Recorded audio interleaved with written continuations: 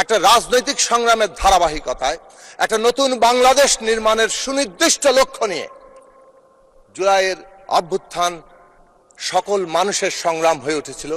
যে শহীদেরা আবু সাইদ, মুগ্ধ, ওয়াসিম, রিয়া গোপ কিংবা আমাদের ছাত্র সংগঠনের জুলফিকার শাকিল সহ অসংখ্য তরুণেরা প্রাণ দিয়েছেন। আমার নিজের নির্বাচনী এলাকা বাঞ্ছারামপুরের জাতীয়তাবাদী ছাত্র দলের নেতা নয়ন মিয়া পুলিশের গুলিতে নিহত হয়েছেন। আশিক, তুহিন, ইসমাইল, ইমরান, বাঞ্ছারামপুরের 4 সন্তান, তারা প্রাণ দিয়েছেন।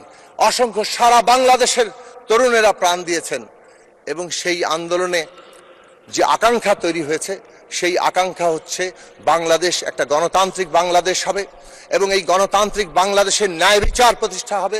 যত হত্যাকাণ্ড হয়েছে জুলাইয়ের সময়ে, তার আগে এবং জুলাইয়ের পরে ওসমান হাদি সহ প্রত্যেকের বিচার এই দেশে প্রতিষ্ঠা হবে।